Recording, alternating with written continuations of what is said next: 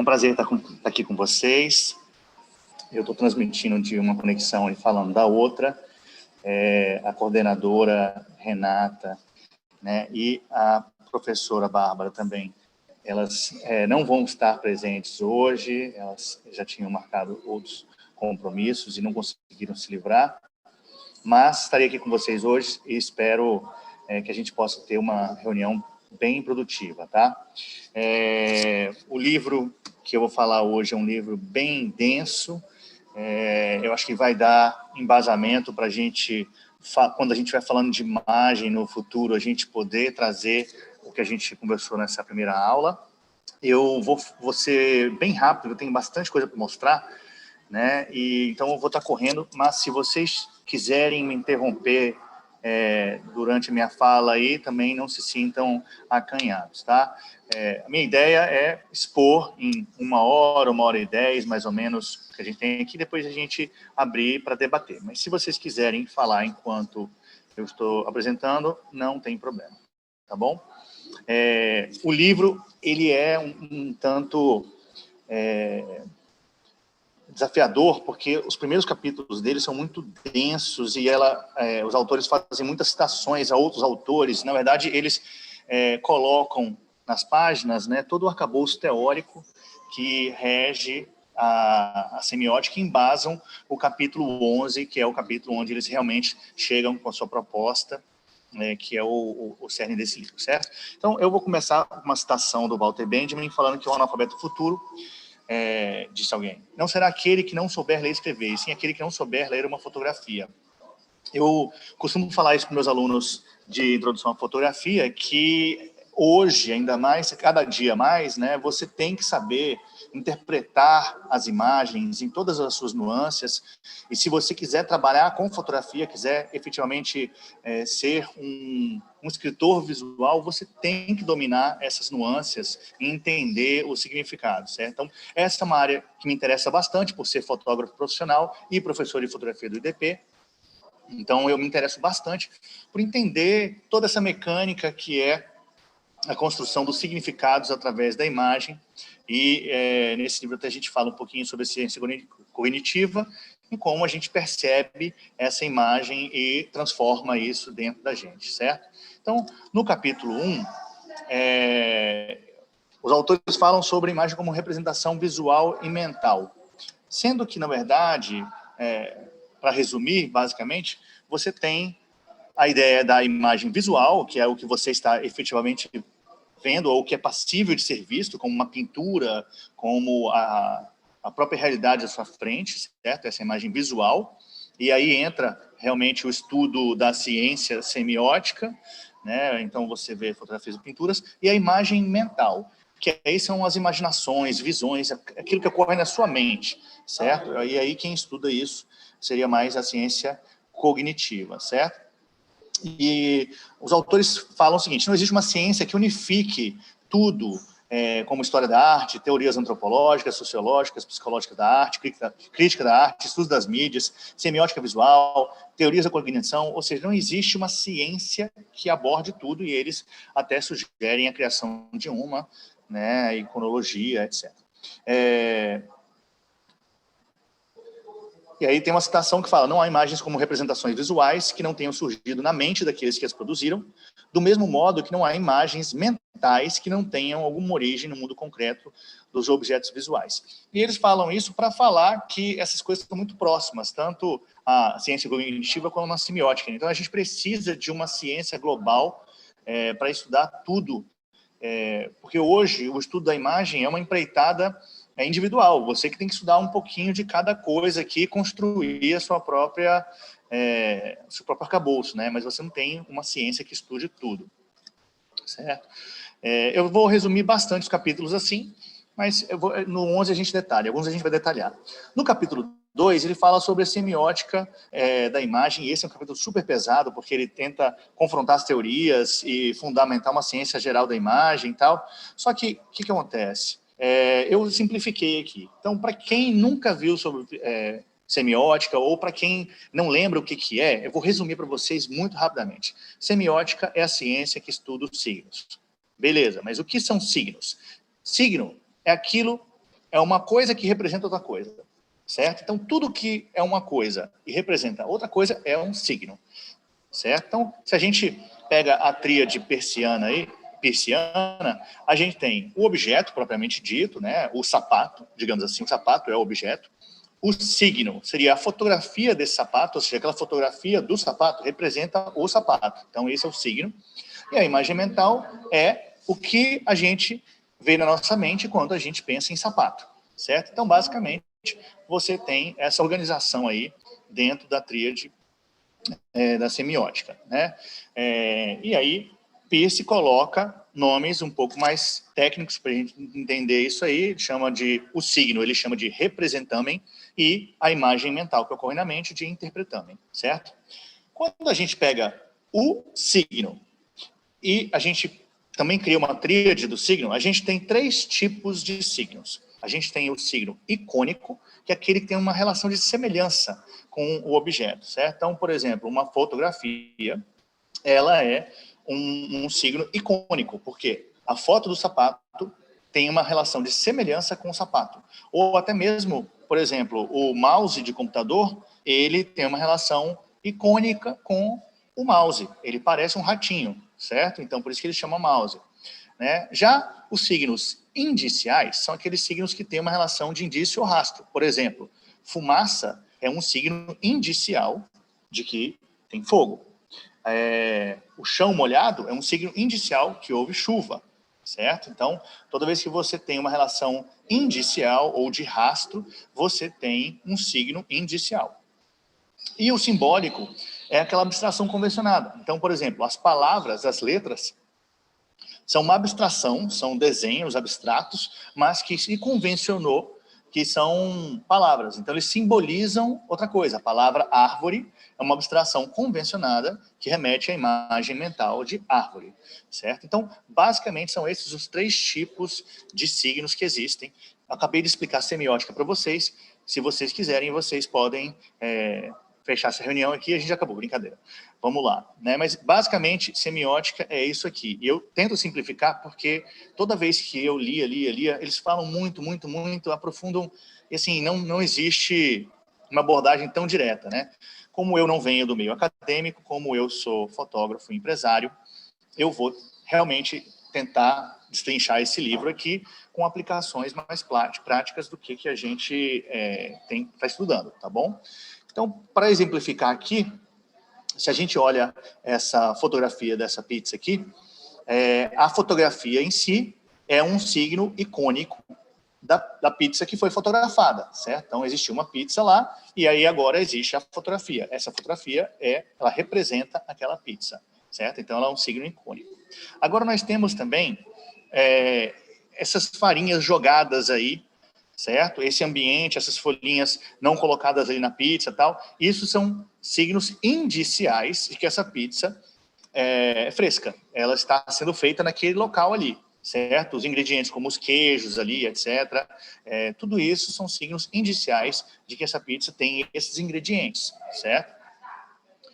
Agora, se a gente pensar, a fotografia, vocês vão ver mais adiante, ela tem essa relação icônica, que ela aparece com uma coisa, mas ela também tem uma relação indicial com o objeto, porque ela tem um indício de que aquele objeto existiu, certo?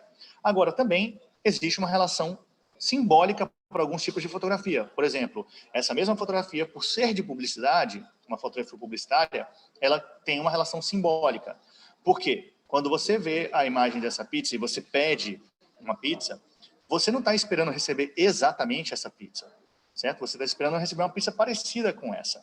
Então, essa pizza é uma convenção abstrata de que ela simboliza a pizza que você efetivamente vai receber, né? Mas não quero complicar muito, não. Só para exemplificar os 3 tipos de signos nessa fotografia ali. Quando a gente fala sobre o capítulo 3, certo? Imagem, texto e contexto, a gente fala sobre a polissemia da imagem. A gente fala, em comparação com a língua, a semântica da imagem é particularmente polissêmica. Imagens têm o caráter de uma mensagem aberta. Ou seja, o que ele quer dizer com isso? Que a imagem, ela é passível de interpretação. Por exemplo, quando eu vejo uma imagem de um uma pizza, eu lembro de uma coisa. E quando outra pessoa vê a mesma imagem, ela pode lembrar de outra coisa. E eu posso interpretar de um jeito, você pode interpretar de outro. Ou seja, a fotografia, ela não tem apenas um meio de ser interpretado, ela é polissêmica, ela tem vários significados, né? Polissemia, semântica, né? Então, você tem várias maneiras de interpretar aquilo lá. E isso é uma característica da fotografia, certo? A abertura interpretativa da imagem é modificada, especificada, mas também generalizada pelas mensagens do contexto imagético. Ou seja, quando você tem elementos agregados a essa imagem, você muda o significado dela, né? Por exemplo, quando você coloca texto, uma legenda, perto de uma foto, você pode mudar o significado dessa imagem, certo? E isso é a polissemia a partir do contexto, né?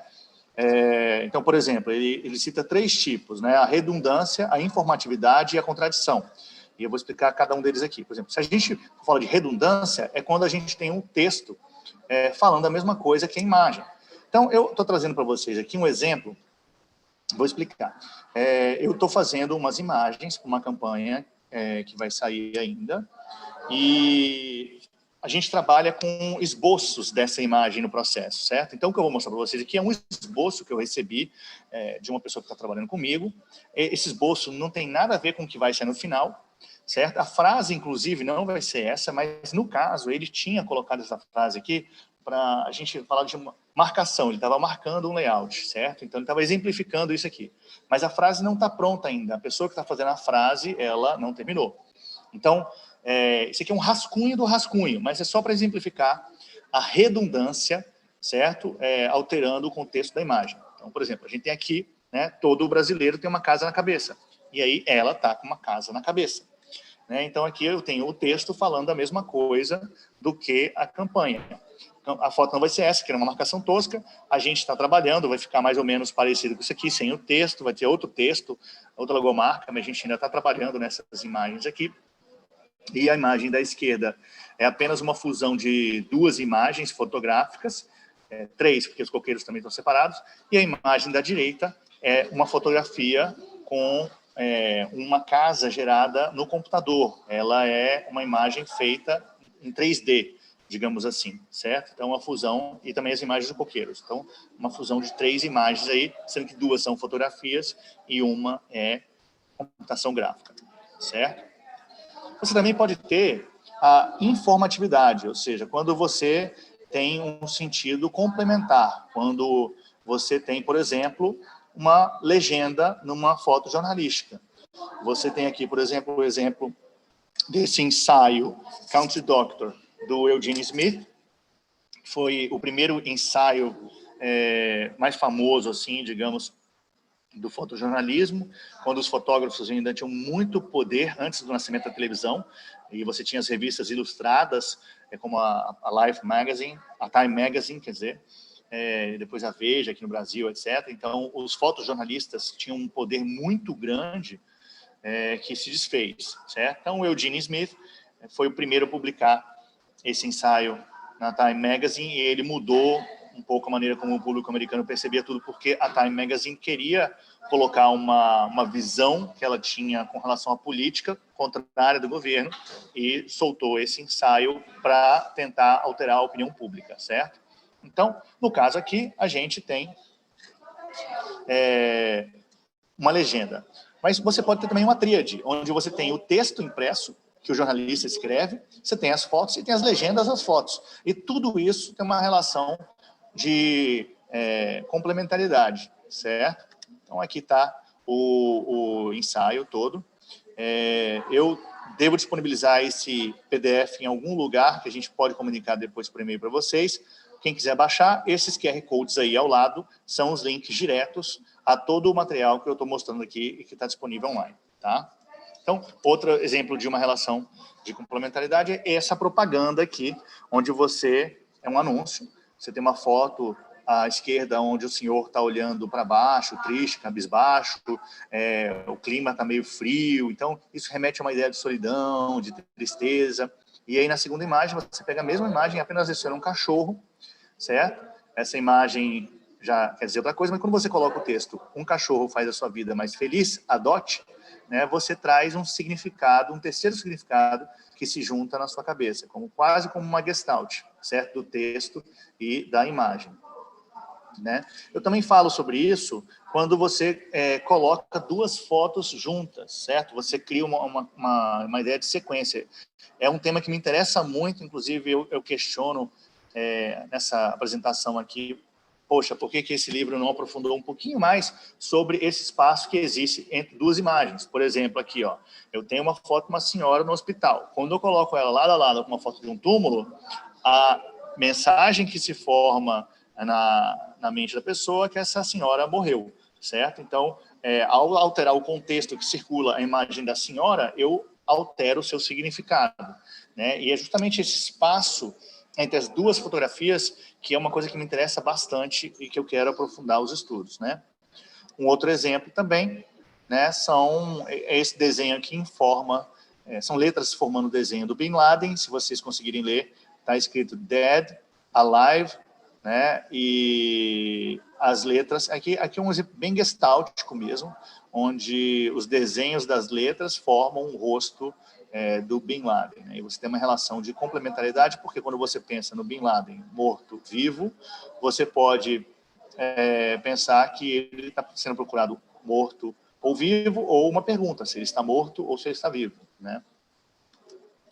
E você também tem a relação de contradição, certo? Então, por exemplo, no trabalho do René Magritte, né, A Traição das Imagens de 29, onde ele coloca uma imagem de um cachimbo e fala, isso não é um cachimbo. O nome desse trabalho é A Traição das Imagens, né, é uma pintura surrealista, e o que ele contesta é, olha, aquilo que a gente está vendo não é um cachimbo verdadeiro, mas sim uma representação de um cachimbo. Então, isso não é um cachimbo, isso é uma representação de um cachimbo. É uma provocação, né, que ele faz. É uma contradição.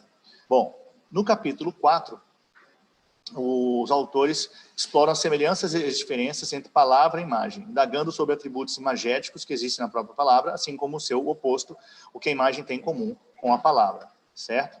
E aí tem uma passagem aqui, há, entretanto, na literatura semiótica, uma espécie de consenso simplificador que tende a tratar o conceito de ícone como um monolito, simplesmente como um tipo de signo que apresenta a relação de similaridade com seu referente. Ou seja, aquilo que eu expliquei agora há pouco, que o signo icônico é aquele que tem a relação de semelhança, os autores aqui questionam, certo? Falando que, na verdade, não existe apenas essa relação.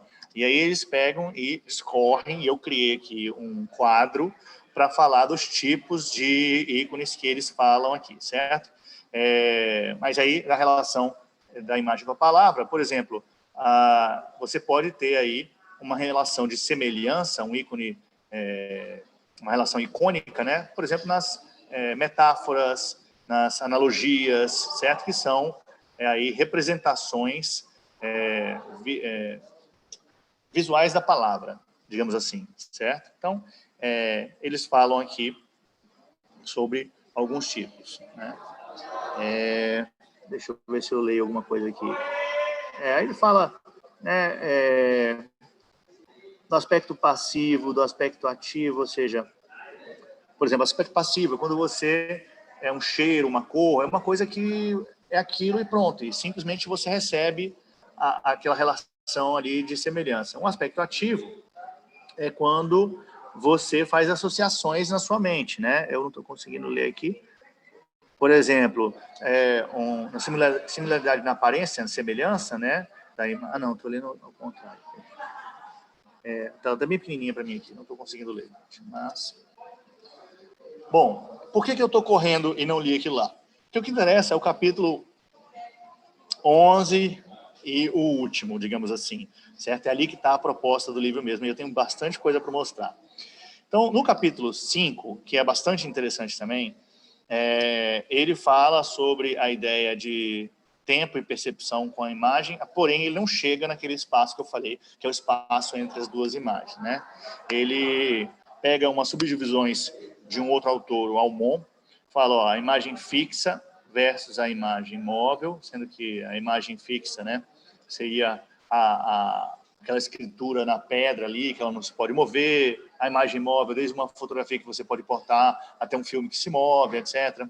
Né? A imagem única versus a imagem múltipla, a imagem autônoma versus a imagem em sequência.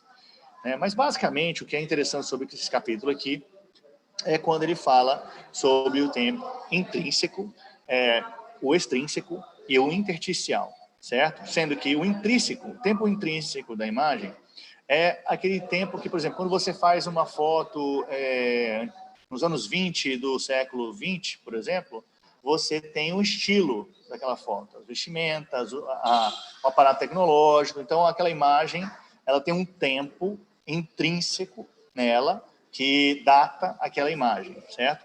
Tem o tempo de feitura, né? Quanto tempo demorou para fazer aquela imagem, certo? E aí você tem também o tempo intrínseco do suporte. Se aquela imagem é uma pintura, ele tem um suporte artesanal. Se ela é uma imagem fotográfica, ele tem um suporte mecânico. A gente vai ver isso mais adiante, tá, gente? E o suporte também pode ser eletrônico, né? O tempo extrínseco é o tempo, por exemplo, do material, efetivamente, né? Então, o desgaste do suporte, o envelhecimento de uma fotografia. Quando você tem uma fotografia antiga, que ela vai ficando amarelada. Então, aí você está tendo um tempo extrínseco à imagem, ou seja, ele não está acontecendo lá dentro da imagem, ele está no objeto mesmo, né? Extrínseco ao exterior do que está lá dentro. Você também pode ter, certo, uma relação de atemporalidade, se for, por exemplo, uma pintura abstrata, né? E assim por diante. E o tempo intersticial fala sobre a percepção, por exemplo. No tempo, ele ainda divide numa nova tríade, certo? O tempo intersticial fisiológico é de como funciona o seu corpo. Então, digamos assim, os seus receptores retinais, a excitação do seu córtex, esse é o tempo fisiológico, né? O tempo biológico é como os humanos têm uma melhor percepção do que os outros animais. Então, nós temos uma outra percepção de tempo em relação aos outros animais. E o lógico é como funciona tudo isso, ou seja, desde do estímulo por si só, por exemplo, um raio de luz, o sentido, que é a minha visão, e o juízo, que é o meu cérebro interpretando tudo isso, né? Então, tudo isso, todos esses primeiros capítulos aí, eles vão, na verdade, destrinchando e mostrando, certo, conceitos para que os autores possam embasar as suas ideias no capítulo 11, tá?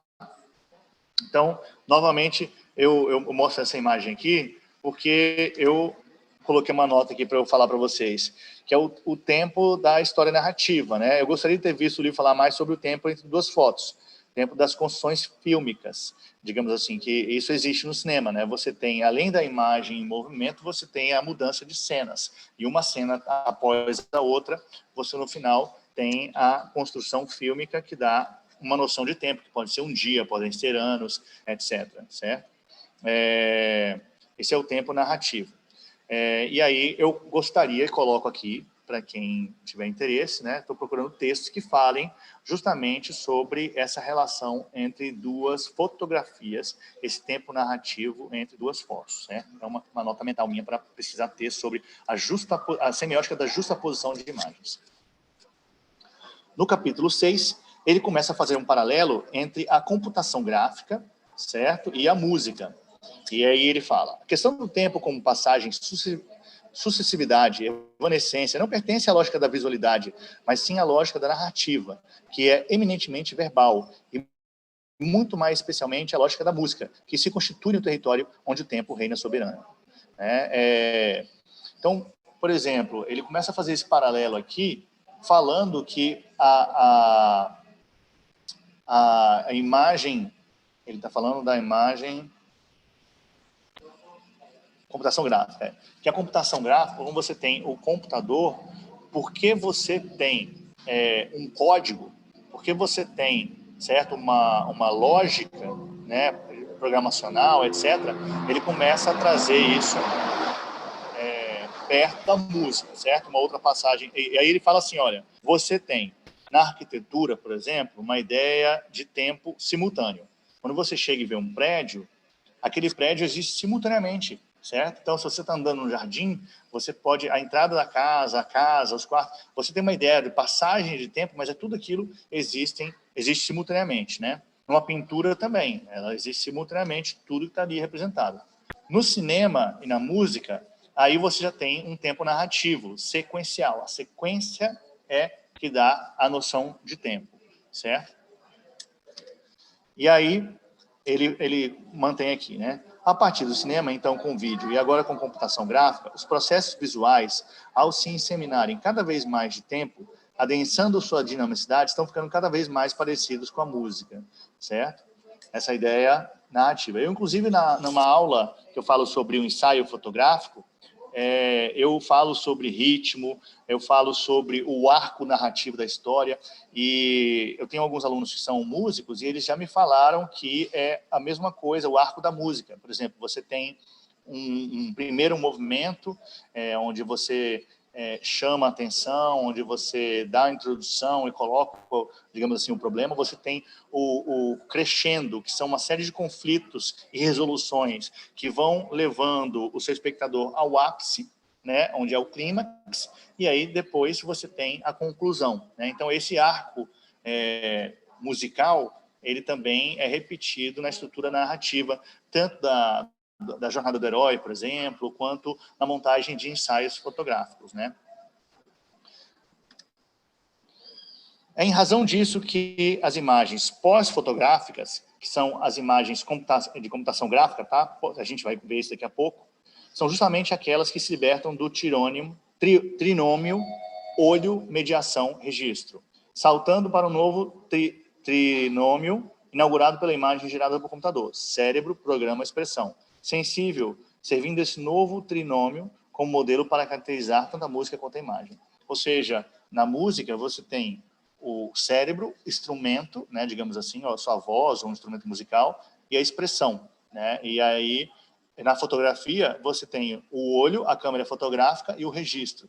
Então, ele está falando que a computação gráfica, por quê? Você tem um cérebro, um programador, você tem o programa e aí você tem o resultado, né? Então, quando você tem essa dinâmica da computação gráfica, que você pode criar qualquer coisa, independente daquilo ter existido ou não, você está se aproximando da lógica musical, né? Se afastando da lógica da fotografia e se aproximando da lógica musical.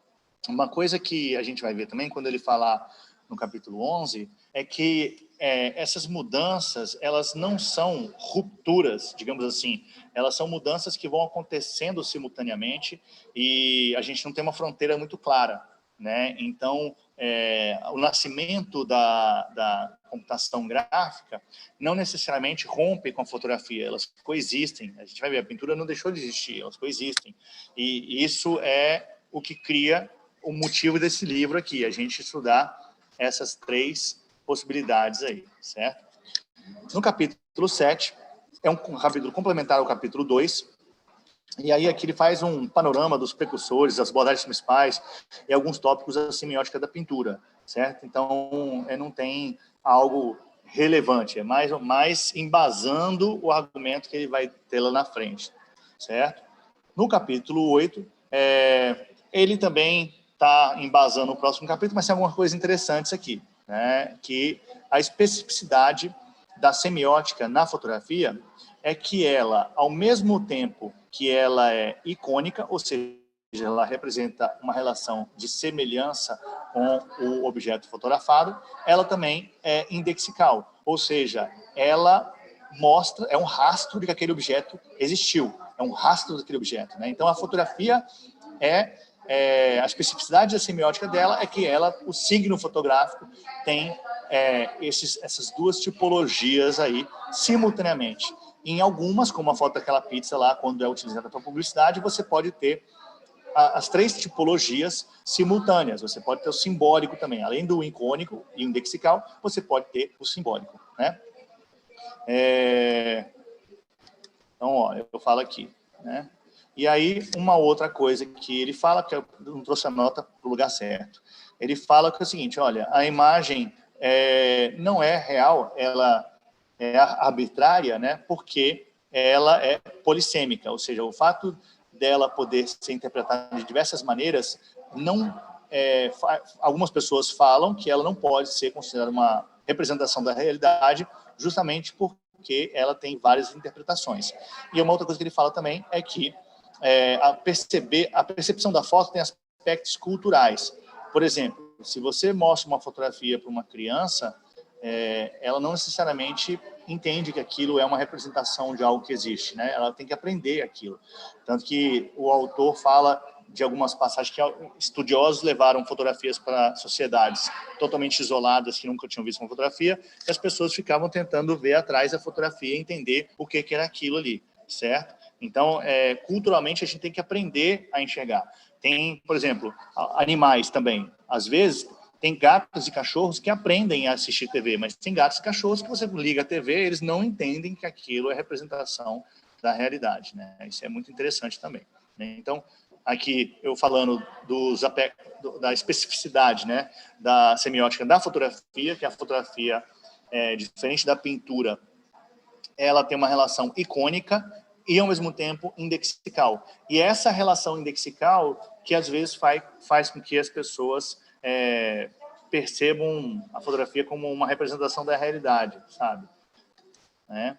E aí ele fala aqui do conflito entre a iconicidade e a arbitrariedade, onde iconicidade é a semelhança, certo? E interpretação única possível de uma imagem fotográfica. Por exemplo, uma fotografia científica, ela tem o maior grau de iconicidade. Ela se parece com aquilo e ela não é passível de diferentes interpretações, né? Já a relação de arbitrariedade, ela, citando aqui Humberto Eco, essa passagem está no texto também, a relatividade semântica da foto, ou seja, a sua polissemia, a sua diversidade de significados, né, de interpretações, a relatividade semântica da foto se refere ao fato de que a percepção de imagens fotográficas possui elementos culturais. Crianças precisam, primeiramente, aprender a reconhecer fotos. Ou seja, isso é algo cultural que a gente ensina para os nossos filhos e para as pessoas, certo? E justamente essa abertura polissêmica é que traz essa arbitrariedade à fotografia e faz com que ela não necessariamente se pareça ao objeto representado, certo? Então, esse conflito também está explicitado aí no capítulo 8, né? Então, tudo isso aqui são debates teóricos para a gente chegar à proposta do texto, efetivamente. No capítulo 9, ele fala sobre a presença e a ausência simultâneas na fotografia, ou seja, ao mesmo tempo que quando você clica, aquele momento do clique já não existe mais, aquele momento já morreu, aquele momento já virou passado, só que você vai eternizar esse momento aí, porque você vai congelar aquele momento e você vai, pela eternidade, exibir a morte, aquele momento que passou, certo? Então, tem uma passagem aqui na página 137 que fala: cada fotografia testemunha a inexorável dissolução do tempo, mas, ao mesmo tempo, o perpetua, ou seja, você mostra a passagem de tempo congelando, mas você o perpetua porque aquilo vira um objeto e pode ser perpetuamente exibido, certo? Diferente do cinema e dos vídeos, outra coisa que ele fala também, que a fotografia, por ser estática, ou seja, quando você tem a foto de uma pessoa que já morreu, certo? Você tem uma foto da pessoa sorrindo, né, que foi tirada antes dela morrer, ela morreu, ela não está mais entre nós, e você tem a fotografia dessa pessoa. O fato dessa pessoa estar estática, dela estar congelada, dela estar parada, também é uma semelhança entre a fotografia e a morte. Ou seja, esse livro fala sobre como existem várias semelhanças entre a fotografia e a morte, né? Isso é um tema bem comum. E aí eles listam algumas coisas aqui e para poder embasar as ideias, certo? No capítulo 10, certo, você tem aqui uma linguagem da imagem como estrutura análoga da linguagem verbal. Ou seja, eles começam a delimitar aqui a ideia de criar, que não é uma ideia desse livro, uma ideia já antiga, né? Eles estão apenas listando aqui, trazendo a semiótica da pintura, da imagem, da fotografia, né? E fazendo a ideia de que, poxa, será que se a gente tem uma gramática das palavras, será que a gente pode ter uma gramática das imagens? Será que a gente pode construir mensagens utilizando apenas imagens, sem a dependência do texto? Então, isso é um estudo bastante comum dentro da semiótica. Assim, até agora, ninguém conseguiu provar ou desconstruir de maneira que a gente possa afirmar isso, certo? Mas esse capítulo também faz discussões sobre a pintura realista e a fotografia como protótipos da imagem indexical, ou seja, possibilitando compreender a origem da proposta dos 3 paradigmas da imagem no próximo capítulo, certo? Então, esse capítulo, ele dá a introdução para o próximo capítulo, que é efetivamente o capítulo mais relevante do texto, que é o capítulo 11, onde os autores apresentam a ideia dos 3 paradigmas da imagem. E aí eles começam falando o seguinte, que toda mudança no modo de se produzir imagens provoca inevitavelmente mudanças no modo como percebemos o mundo, e mais ainda na imagem que temos do mundo.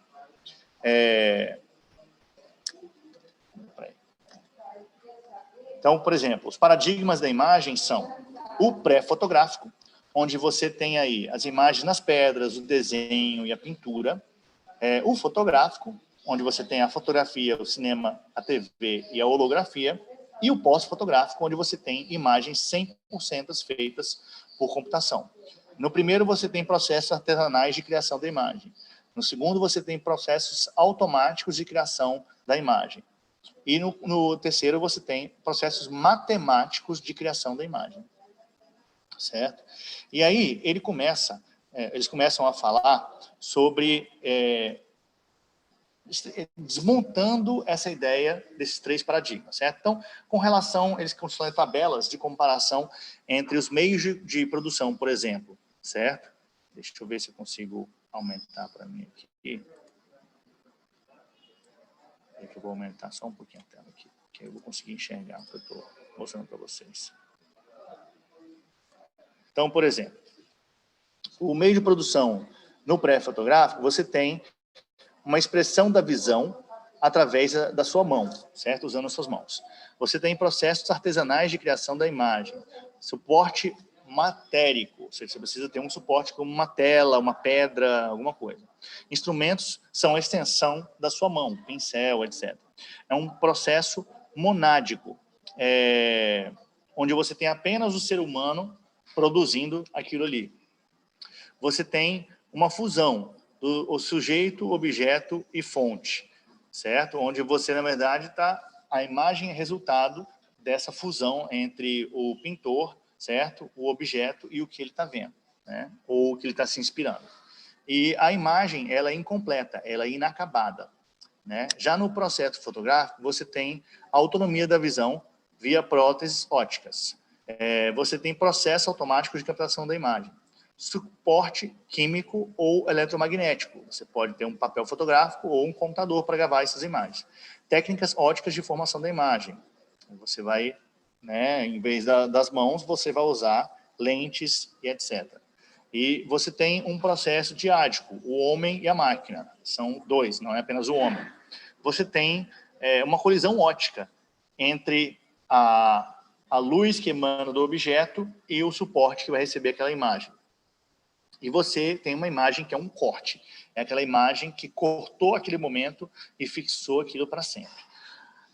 No paradigma da pós-fotografia, você tem a derivação da visão via matriz numérica. Você tem, ou seja, a partir de códigos e números, programas de zeros e uns, você tem uma imagem que pode ser vista. Você tem processos matemáticos de geração da imagem. Você tem computador com vídeo, ou seja, o computador com a tela de vídeo, aquilo te mostra, né? Você tem também, junto com esse computador com uma tela de vídeo, você tem modelos, ou seja, são pessoas que dizem, quando você coloca o 01, 01, 01, vai aparecer uma imagem de cor vermelha. Isso é um modelo criado por alguém, certo? E os programas que executam esses modelos, certo? Você tem números e pixels. Você tem lá o código binário, que dá origem aos pixels, que são representações de cor, né, e que formam as imagens. é um processo triádico. O ser humano, o computador com a sua tela, né? E o modelo, ou o algoritmo, certo? Então, você precisa dos três para existir. Tanto o ser humano, quanto o computador, a máquina, quanto o modelo criado para poder interpretar o que o ser humano quer, certo?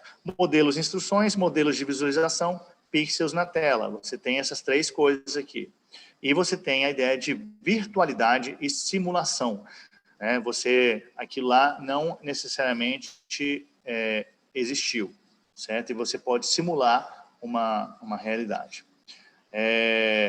Bom, trata-se, antes de tudo, de determinar o modo como as imagens são materialmente produzidas, com que materiais, instrumentos, técnicas, meios e mídias. Nenhum processo de signo pode dispensar a existência de meios de produção, armazenamento e transmissão, pois são esses meios que tornam possível a existência mesma dos signos. Então, eles estão falando aqui o seguinte, que a partir da forma como essas imagens são materialmente produzidas, que eles delimitam esses três paradigmas aí, como a gente viu naquela tabela anterior ali, certo? E aí ele fala, a imagem sintética é completamente independente de qualquer objeto existente em qualquer espaço real. Ou seja, você não precisa de nada para fazer.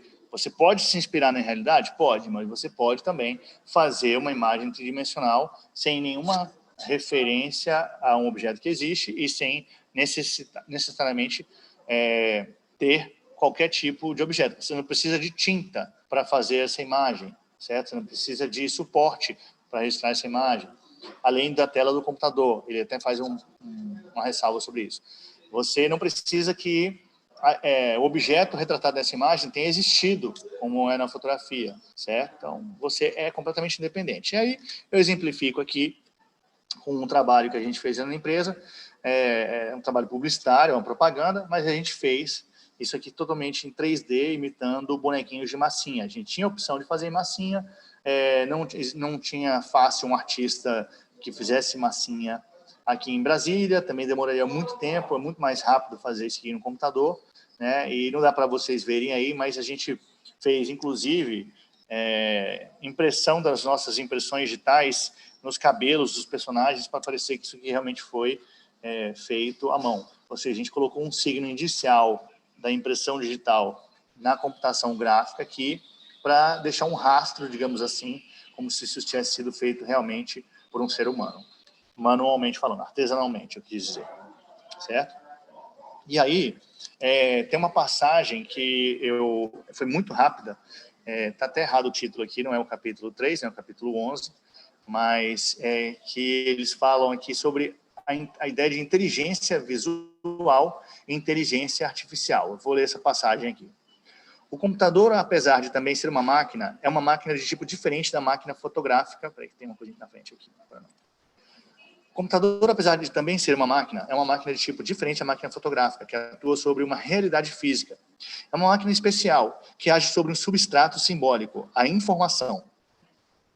Na nova ordem visual, na nova economia simbólica instaurada pela infografia, que é a computação gráfica, tá? Infografia é a imagem construída através da informação.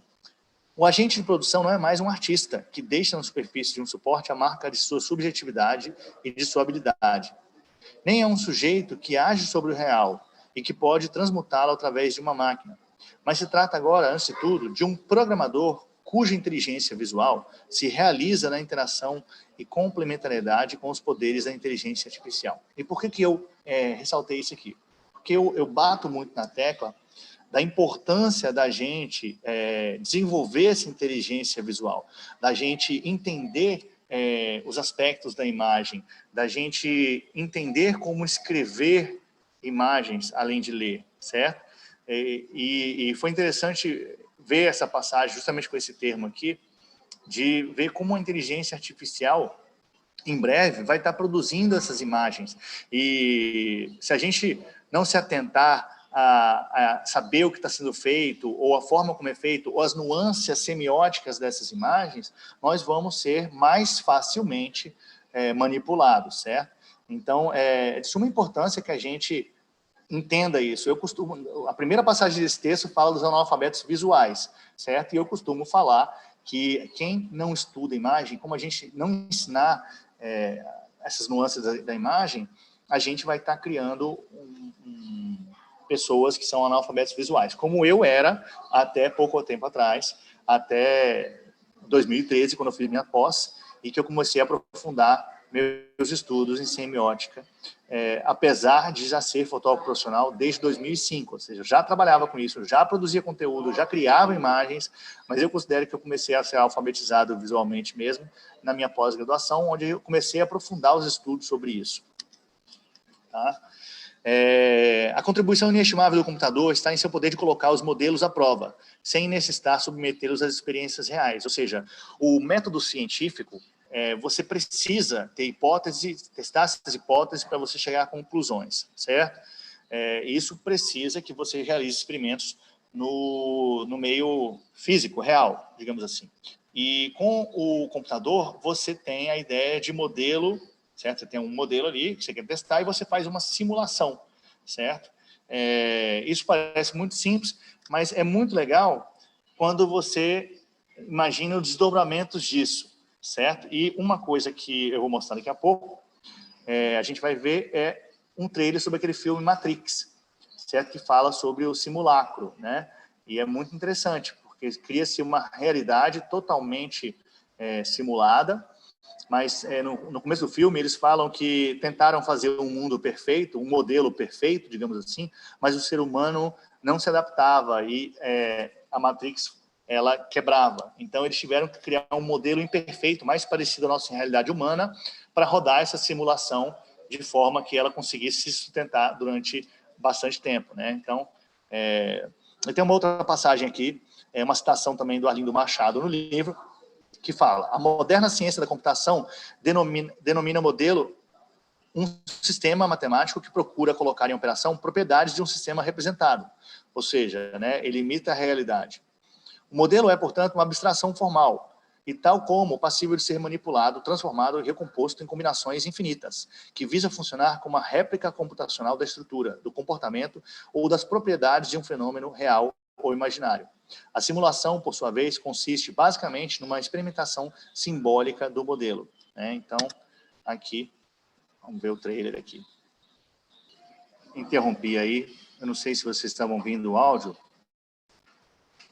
Alguém pode me responder se vocês estavam ouvindo o áudio, gente?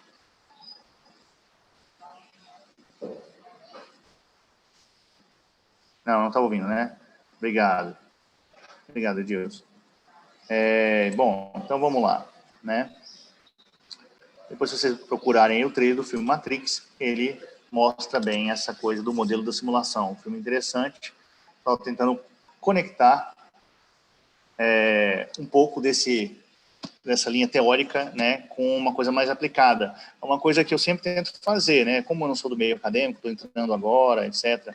E eu, na verdade, tenho algumas críticas, acho que como todo mundo que está entrando no meio acadêmico tem, né? Eu acho que a gente pode melhorar muito essa coisa, por exemplo, do livro, ter que fazer o hiperlink, né? Ela citando todos os autores e todas as correntes teóricas, tal, etc. Porque se ela não fizer isso, ela parece rasa, ou parece que ela está criando uma ideia do nada. Eu entendo muito bem isso. Mas quando você, de repente, aplica inteligência artificial, uma visão minha, né? Aplica inteligência artificial ao método científico, a forma como a gente constrói, estrutura o conhecimento, de repente você está lendo já a ideia mais atual, e se você quiser, você interage com aquilo e aprofunda, ou seja, é como se eu estivesse lendo apenas a conclusão dela, sabendo que a partir do momento que eu quiser, eu posso facilmente interagir com uma palavra ou uma frase e aquilo mostrar toda a linha de pensamento já estruturada ao longo do tempo sobre aquele assunto. Ao invés de ela ter que passar 2 capítulos, 3 capítulos, no caso aqui, 10 capítulos, né, falando de correntes teóricas, etc., para poder efetivamente trazer algo novo, que foi essa ideia dos paradigmas da imagem, certo? Então, agora falando sobre os meios de armazenamento desses paradigmas, né, no pré, a gente tem um suporte único, ou seja, apenas uma pintura, uma parede de uma caverna, uma gravura, e aquilo é perecível. o meio de armazenamento, né? No fotográfico, você tem negativos e fitas magnéticas, já permitem a reprodução, né? E ele é reprodutível. No pós, você tem a memória do computador e ele está sempre disponível, né? Então, o armazenamento disponível sofre muito pouco as restrições de tempo e espaço, certo? Gente, por que eu coloco isso aqui? Porque, na verdade, esse texto foi escrito em 97. E aí, trazendo um pouco aqui da minha aula de fotografia, introdução à fotografia, não o ano de 75, mas nas minhas notas aqui eu tenho, eu estava vendo que em 1997, o mesmo ano que esse texto foi escrito, a Kodak lançou a sua primeira câmera digital com resolução de 1 megapixel, direcionada ao grande público, com preço inferior a $1.000 americanos, ou seja, a fotografia digital estava engatinhando nessa época, né? Então, eu acho que, apesar de eu ter aqui comigo uma 7ª reimpressão da primeira edição de 97, essa minha reimpressão de 2014, apesar disso, eu acho que esse livro precisava de uma reedição, uma certa atualização em algumas coisas, né? Porque muito aconteceu desde então. Mas é um livro interessante porque, mesmo com algumas falhas, ele se coloca muito atual, né? Então, aqui, falando agora sobre o papel do agente, no pré, a gente tem o agente da imaginação para a figuração, está na sua cabeça e, de repente, vira uma pintura.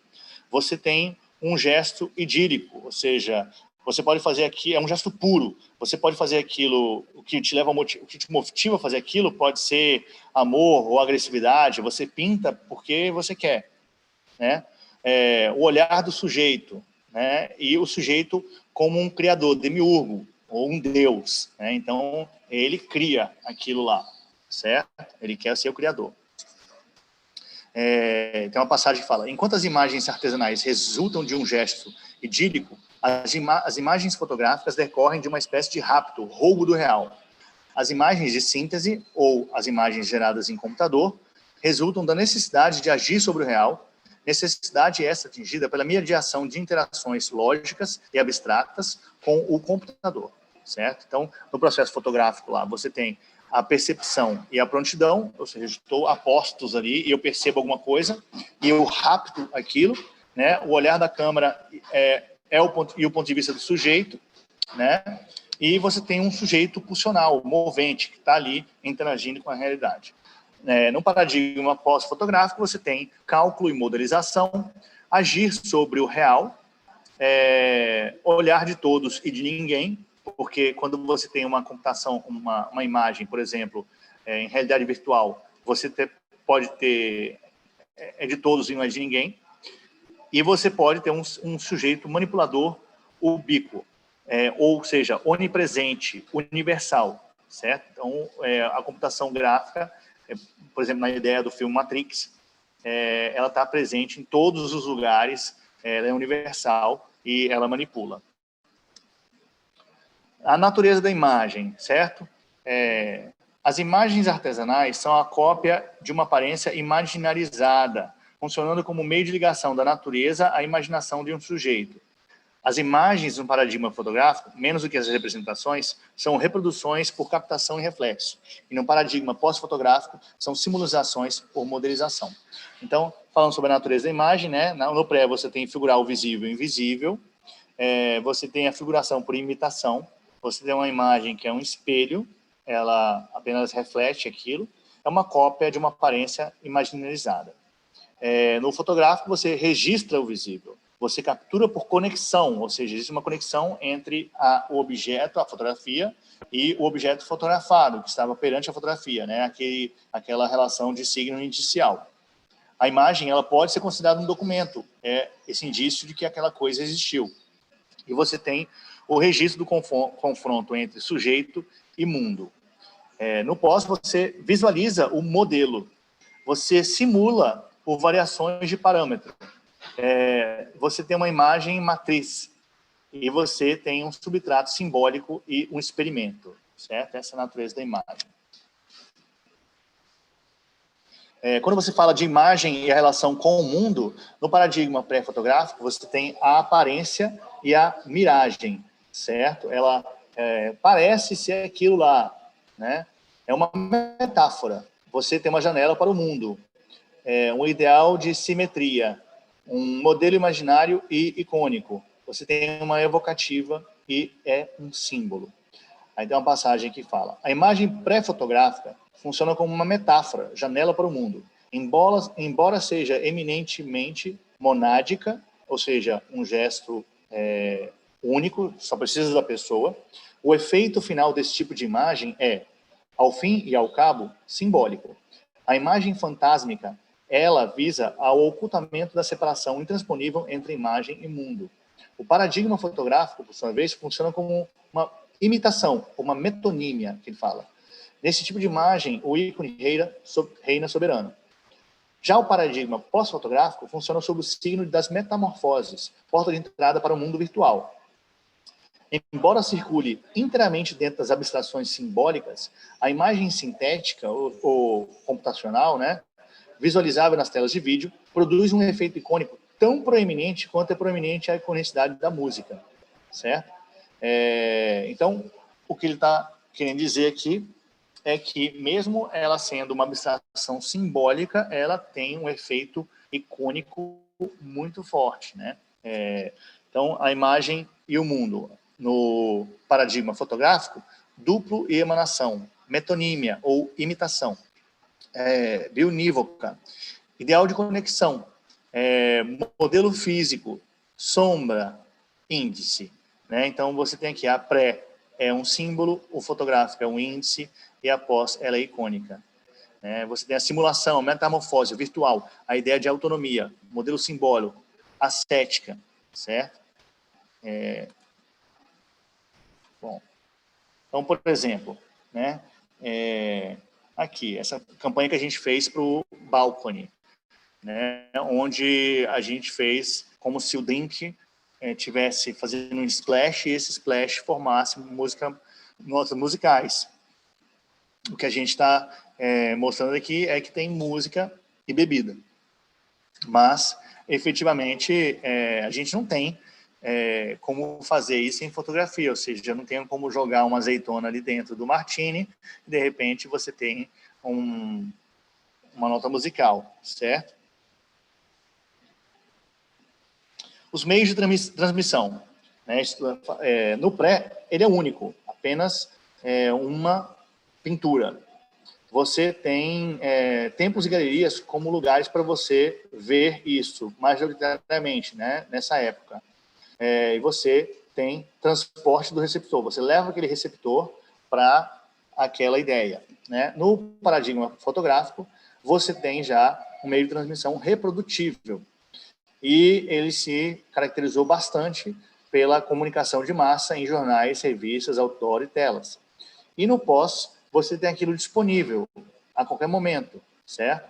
E você tem redes individuais e planetárias, como a internet. É a era da comunicação. O modo de distribuição da imagem pós-fotográfica, naquilo que tem de mais específico, a interatividade, desloca essa imagem da esfera da comunicação para a esfera da comutação. Ao se afastar da lógica das mídias de massa, essa imagem faz sentido por contato, por contaminação, em lugar de projeção. Então, imagina a ideia do filme Matrix, novamente, que a pessoa estava interagindo com código, interagindo com uma realidade criada em computador e reproduzida na mente das pessoas que estavam dentro daquela simulação, né? Falando sobre o papel do receptor, você tem no paradigma pré, a contemplação, você apenas contempla aquela pintura, você tem um sentimento de nostalgia e você tem uma aura, por ser único aquele objeto, a aura do Benjamin, né, que ele fala no texto dele, e essa coisa do único, né? No paradigma fotográfico, você tem a observação, você observa uma coisa que foi registrada, você tem um reconhecimento daquela coisa como uma coisa que existe, e você tem uma identificação sua com aquele objeto, né? No paradigma pós, você tem a interação, certo? Do ser, né, do receptor, com a imagem. Você tem uma imersão, você entra ali e você navega por esse mundo aí, certo? Pode-se afirmar que o paradigma pré-fotográfico é o universo do perene, da duração, repouso e espessura do tempo. O fotográfico é o universo do instantâneo, do lapso e interrupção no fluxo do tempo. O pós-fotográfico é o universo evanescente, indevir, o universo do tempo puro, manipulável, reversível, reiniciável, convertente. Né? Então, e aí, ele falando aqui que o percurso da arte moderna, que se estendeu pelo menos de Cézanne a Mondrian, no seu objetivo progressivamente perseguido de ruptura da dependência da imagem aos objetos do mundo, fez a transição do paradigma fotográfico ao pós-fotográfico. O que ele quer dizer com isso é o seguinte, que os movimentos artísticos, e aí eu tenho até uma dica de leitura para vocês, esse livro aqui, Isso é Arte, foi um livro que me ajudou bastante, mas os movimentos artísticos, eles é que foram rompendo dessa necessidade que a pintura tinha de representar a realidade, certo? Com a invenção da fotografia, os fotógrafos é que representavam essa realidade, os pintores que faziam retratos da burguesia ali, de repente se viram desempregados, e aí é que surge o primeiro movimento artístico, que foi o início da ruptura da pintura com a representação da realidade, que foi o impressionismo. Né? E aí, a partir do impressionismo, você tem esse mapa aqui dos movimentos artísticos, né? Muito bacana no começo desse livro aqui, mostrando movimentos como o cubismo, até você chegar na arte abstrata, que é a ruptura total, ou seja, já não existe mais a necessidade da pintura retratar a realidade, é apenas uma livre expressão do artista ali, sem nenhuma conexão com a realidade, mas como é que se chega ao abstrato, né? Ou seja, a partir de todos esses movimentos artísticos aí que tiveram início com a invenção da fotografia e o desemprego dos pintores de retratos familiares, né? Ou seja, foi o Uber da época, digamos assim, que deixou os pintores, fazendo uma analogia com os taxistas, né, desempregados, com a invenção da fotografia.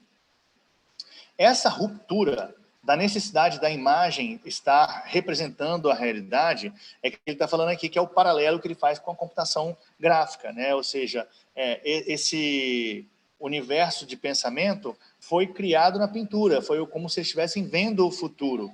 E aí, a gente chegando à computação gráfica agora, é fruto, digamos assim, dessa ruptura iniciada nos movimentos artísticos, né? E aí tem uma passagem. O cubismo foi a primeira escola artística a estabelecer a independência da pintura em relação ao que era imediatamente visível.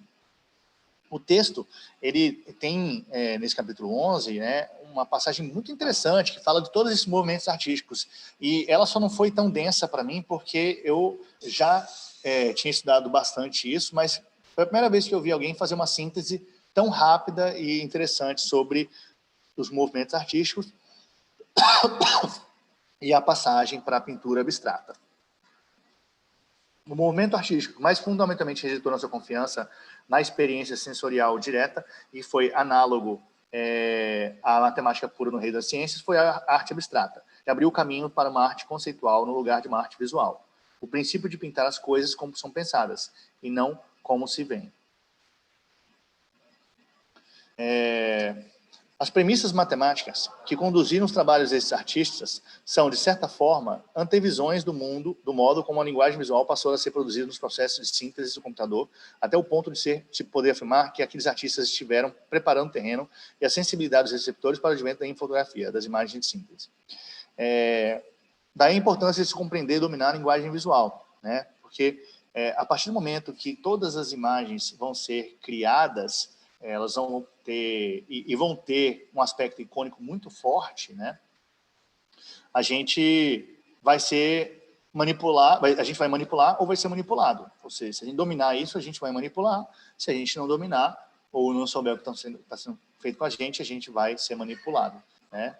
E aí tem um exemplo aqui de como os meios, né? Ou seja, mostrando que isso não é uma ruptura imediata, como os meios eles interagem entre si. Então aqui eu coloquei essa foto do Degas para mostrar 1886, a fotografia foi inventada em 1829, já tinha um tempo, em como a fotografia influenciou a pintura, ou seja, o Degas, ele tem essa série aqui, né, onde ele pintava as mulheres como se fossem instantâneos, né, o banal, ou seja, aquele momento, ele congelava aquele momento ali, né, a pintura, ela não tem esse aspecto de congelar, ele demorou um tempão para fazer essa pintura, mas ele queria congelar esse momento através da pintura, então, essa influência da fotografia sobre a pintura, né, aí fala aqui, as misturas entre os paradigmas, a pintura influenciou e foi influenciada pela fotografia.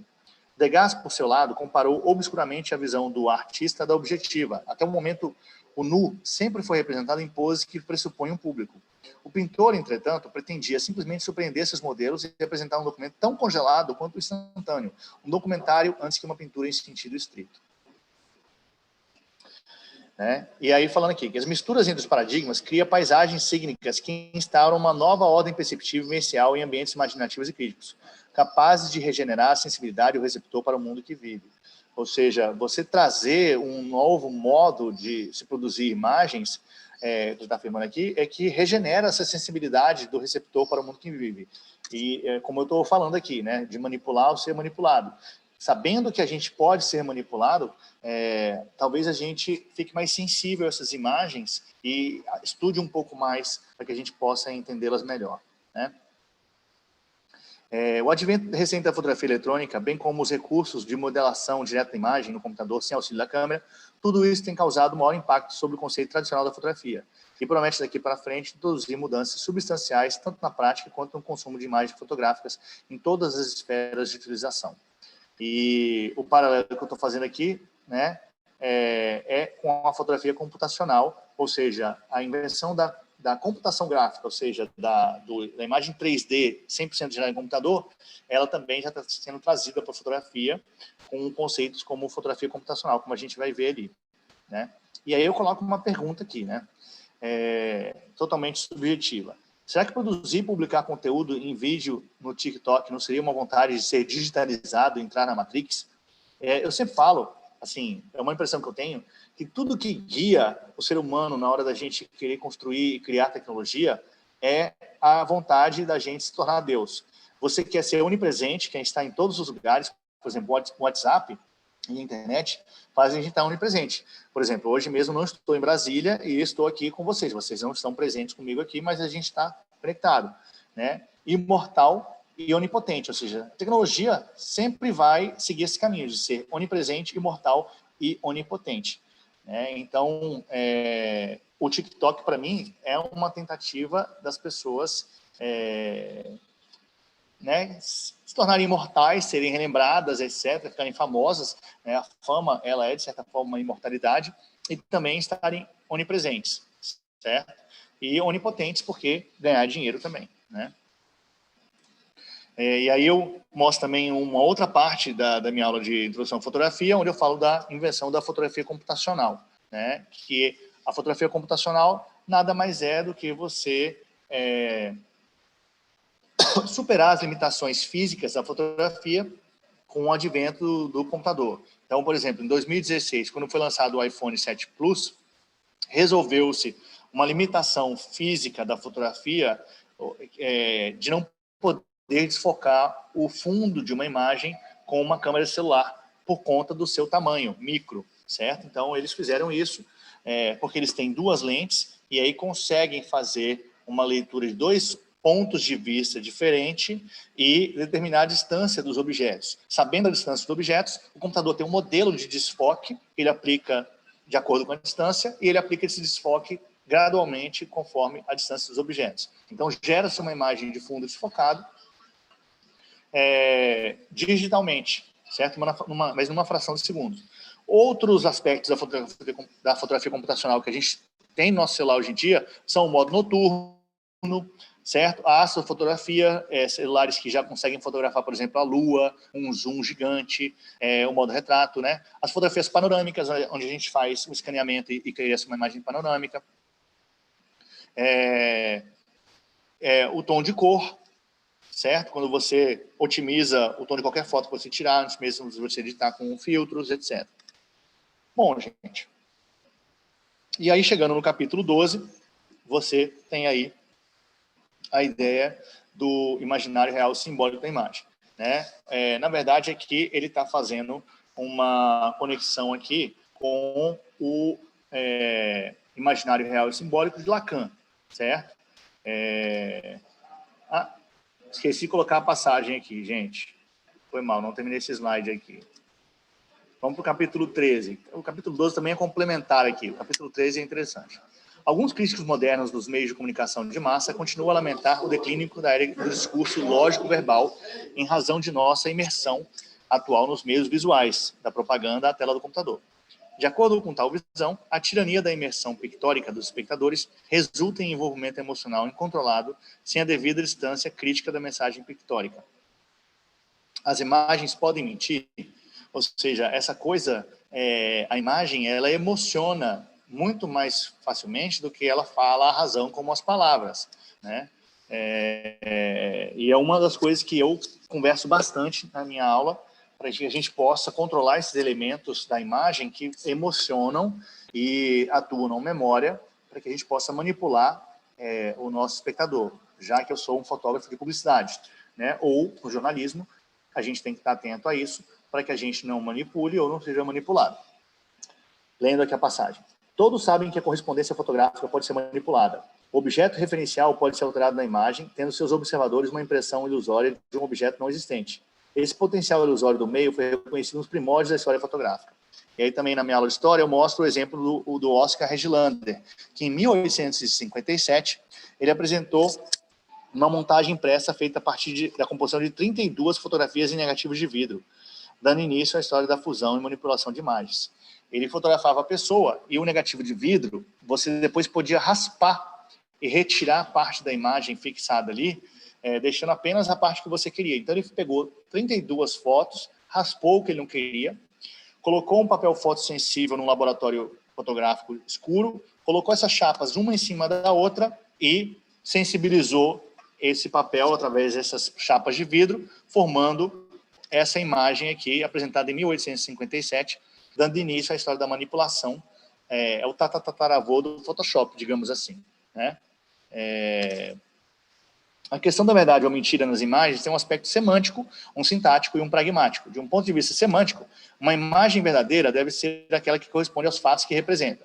De um ponto de vista sintático, deve ser aquela que representa um objeto e transmite um predicado sobre este. Do ponto de vista pragmático, deve haver uma intenção de iludir por parte do emissor da mensagem pictórica. E eu sublinho a palavra intenção aqui, porque é mais ou menos o que resume para mim esse capítulo, né? As imagens podem mentir? Se essa foi a intenção, sim. Né? É basicamente a conclusão que eu chego a partir desse capítulo. Ou seja, se você não tem a intenção de mentir, não é uma mentira. Mas se você tem a intenção de mentir, é uma mentira. É o que eu peguei desse capítulo, vocês vão ver por quê. A diferença entre uma verdadeira simulação ilusória, uma genuína mentira visual e uma mera brincadeira está na dimensão pragmática da mensagem fotográfica. Ou seja, na dimensão pragmática, na intenção. Certo? Se é uma verdadeira simulação ilusória, uma genuína mentira visual e uma mera brincadeira, depende da intenção.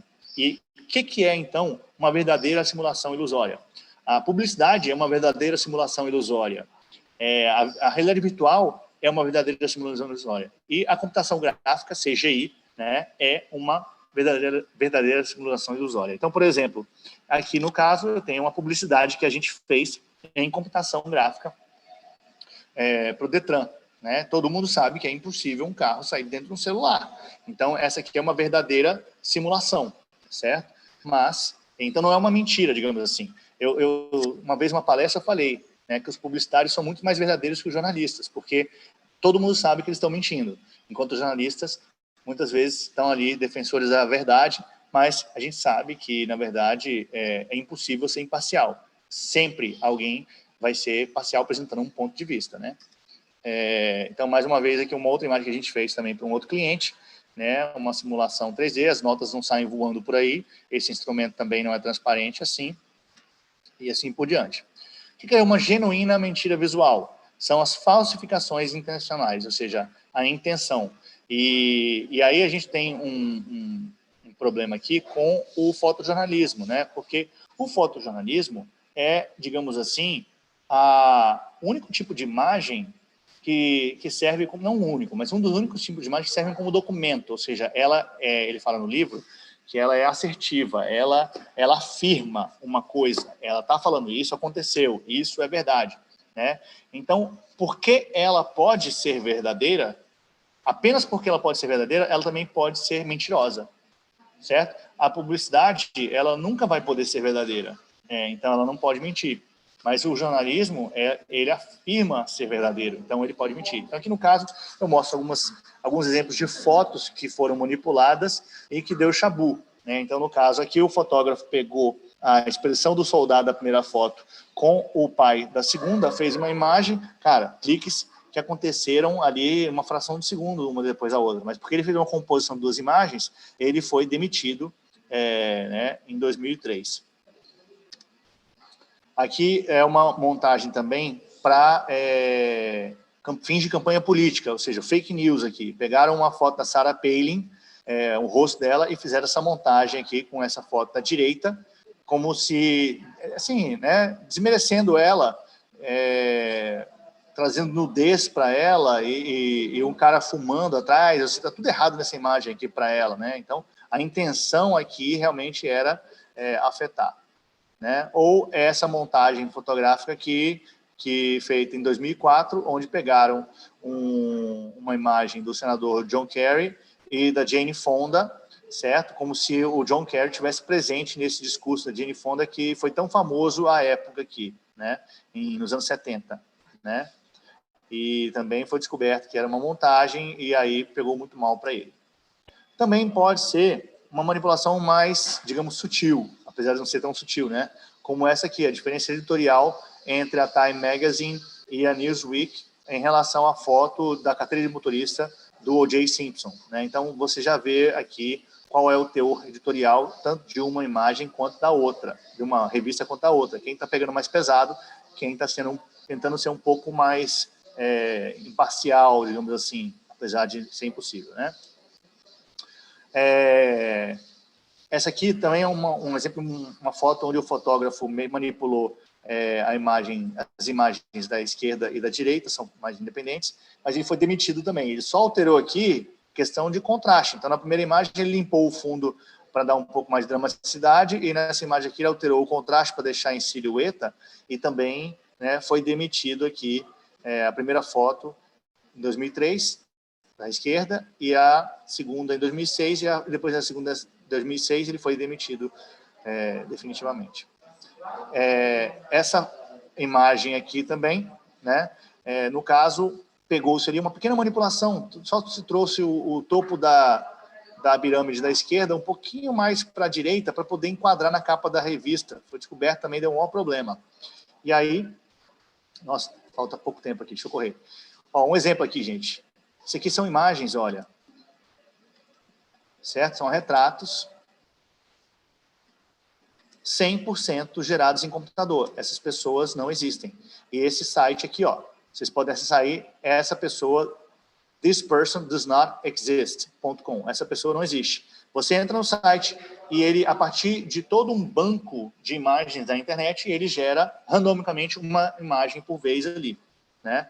Então tem várias matérias falando sobre esse site aqui, ele é muito interessante, né? Então, no caso aqui, ó, a primeira imagem da esquerda lá é feita a partir da combinação de todas essas ali. A segunda também e a terceira também. Ele pega a luz de uma, pega os traços de outra, pega as roupas, etc., o fundo, etc., e faz uma computação gráfica em cima disso. Só que não é só sobre pessoas, ele também faz sobre casas, ele também faz sobre carros, animais, certo? Então, todas essas são imagens geradas em computador. E aí eu chego aqui em 2017, onde o deepfake do Obama é postado no YouTube. Quem quiser anotar aí, procurar depois, deepfake Obama, certo? Porque vai estar sem áudio aqui, eu não sei porquê, apesar de eu ter colocado para ter áudio. Deixa eu ver se eu consigo aqui, peraí. Conectar áudio. Deixa eu só ver se eu consigo aqui. O mesmo que o sistema.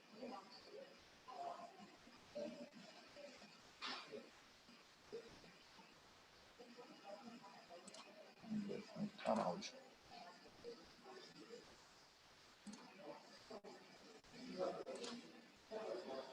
Vamos ver se agora vai o áudio.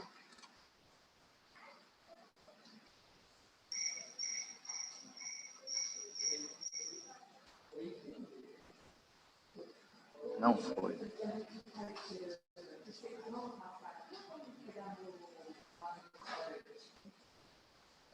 Bom, eu não estou conseguindo ativar o áudio, mas procurem aí deepfake do Obama e vocês vão ver. O que basicamente isso aqui é? Isso aqui é um cara falando, filmado, e aí tudo que ele está falando é movimentado na boca do Obama. Ou seja, o Obama não falou nada disso. Ele alterou um vídeo, criou um vídeo do Obama falando, muito real, muito convincente, certo? Mas não é o Obama falando. Então ele fez o Obama falar um monte de coisa que ele não queria, né? Aí você está vendo o vídeo da direita, é ele falando e aí sincronizando o vídeo criado no computador, certo? Com a boca dele aqui. E aí ele falando, o Obama fala um monte de abobrinha que não foi dito pelo Obama, ou seja, já não é mais a manipulação da fotografia. Agora a gente está falando da manipulação do vídeo, certo? E uma mera brincadeira pode ser a imagem mentindo. Uma mera brincadeira é quando você tem, no livro ele cita, né, esse trabalho do artista aqui, do Matthias Wallner, que ele se faz fusões se colocando com imagens de celebridades. Então, na primeira ele está de mãos dadas com a Brigitte Bardot, ele está presente aqui, ó, na morte do Che Guevara, né, quando acharam o corpo dele, depois com a família real britânica e depois com os Beatles, né. E outro artista também é o Asger Carlsen, que brinca com essa mera brincadeira onde você traz essa mentira, digamos assim, para a fotografia, né. E, para finalizar, gente, a maioria das estratégias manipuladoras da informação pictórica nos meios de comunicação não são falsificações diretas da realidade expressas de maneira assertiva, mas manipulações através de uma pluralidade de modos indiretos de transmitir significados. E assim conclui o texto, concluem Santaella e o nome, certo? Bom, é isso aqui que eu tinha para apresentar. Vamos abrir agora a discussão, certo? Eu vou interromper o compartilhamento. Já está bem escuro aqui, agora que eu estou vendo. Deixa eu ver se melhora um pouco aqui, né?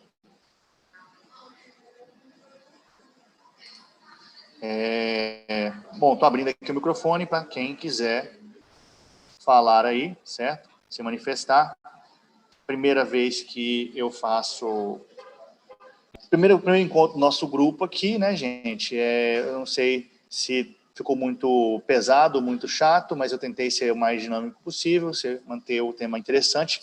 É um livro que, para o nosso grupo de estudos, vai trazer esse arcabouço realmente semiótico, né? Já que se a gente for falar de consumo, a gente vai inevitavelmente falar de imagem, e aí eu trago esse primeiro estudo aqui para a gente entender essas nuances do momento que a gente está vivendo e dos paradigmas da imagem que estão presentes no momento que a gente está aqui, certo? Então, o microfone está aberto aí.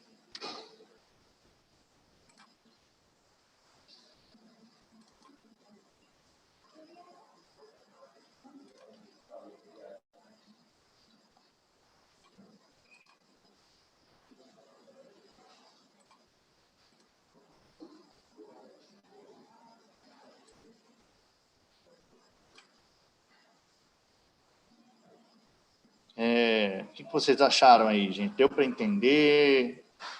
Ficou muito pesado? Vocês leram o texto? Alguém leu o texto? Alguém conseguiu ler o texto? Que o objetivo do grupo de pesquisa, gente, é a gente debater, né? Então, assim, eu tentei explicar o texto aqui, claro, né? Fazer uma leitura um pouco mais crítica sobre ele, trazer exemplos aplicados, mas é interessante que a gente possa ter outros pontos de vista aí, né? Se vocês quiserem abrir o microfone aí para falar um pouquinho quem são vocês.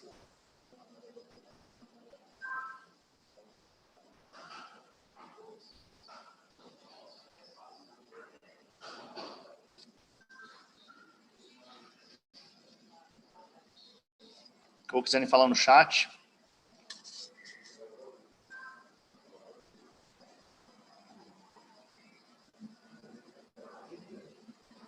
Ednilson, Jonathan, Gabriel, Simone.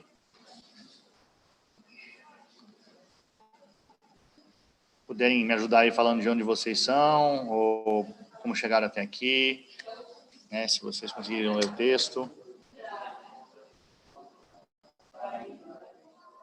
Boa tarde, professor, tudo bom? Boa tarde, tudo bom, Simone? Eu não participei do primeiro, né, então eu estou me aprofundando agora do segundo. Esse assunto da semiótica é um assunto que me interessa, né, eu vou me apresentar, eu sou do município de Americana, estado de São Paulo, eu faço gestão pública na Unicamp, e eu tenho só uma introdução, que eu fiz 2 anos do curso de Direito na PUC, mas acabei não concluindo. Hoje eu trabalho na assessoria de uma Câmara Legislativa, de uma vereadora. Então, todo esse assunto da comunicação, toda essa abordagem, tudo que você me colocou é fascinante, hein? Assim, é muito interessante. Eu assim, fiz diversos cursos ao longo do tempo, assim, relacionado a essa questão mesmo de se entender como a comunicação mudou tanto. E eu achei muito legal essa maneira sintética que você trouxe, toda uma questão que se coloca tão complexa. Eu achei assim, eu me coloquei assim no entendimento e falei, que bacana que ele trouxe de maneira tão em síntese aquilo que, se eu ficasse, é até interessante ler com profundidade todo esse aspecto teórico e tudo mais. Ele é muito importante, mas quando você vem essa aproximação para a gente de uma maneira mais simples, forma-se um mapa mental, e aí eu consigo compreender de que ponto tem que começar. Porque senão... Uma porta de entrada, né? É muita informação, são muitos nomes, né? E fica um pouco de uma subjetividade na interpretação que não consegue seguir o fio. Então, eu achei assim, muito legal. Eu não sei se você vai estar disponibilizando esse conteúdo, mas eu já tirei foto de tudo que você mostrou. Porque eu falei, depois eu vou anotar e mesmo assim seguir, porque, como eu disse, como eu estou entrando no assunto e entendendo o conteúdo, não se pega fácil, imediato. Né? Demanda-se esse aprofundamento, assim, esse grupo de tudo aqui, ele veio assim uma coisa muito legal, porque aí começa-se a discutir com outros profissionais, estudiosos que trazem a experiência, o olhar, o entendimento, a troca. Então, assim, para mim está sendo assim, incrível, eu adorei esse primeiro encontro, não pude participar do primeiro, e a minha contribuição mesmo vai ser muito tímida, porque eu estou mesmo numa condição de estar indo aprofundar como conteúdo, como material, e estar realmente entendendo que vocês estão colocando assim, mas eu estou assim muito contente. Legal. Assim, de você ter passado de uma maneira muito clara, muito prática, e assim, é um fio que dá para a gente começar a querer trabalhar e entender, não ficar tão complexo, né? Para mim, estou me introduzindo no tema, eu só tenho assim elogios para dar, porque realmente o assunto não é fácil para quem não vem do nada. Demanda. Imagino. Estou muito contente. Que bom, obrigado. Não, que isso, obrigado a você, fico feliz que você gostou, né? E com certeza, se você vê ali, percebe o capítulo 2, quando eu expliquei, em teoria, a introdução é uma coisa muito simples, entender o que é semiótica, né? A forma como ela funciona, ou ela trabalha, é relativamente simples. Agora, é como você falou, né?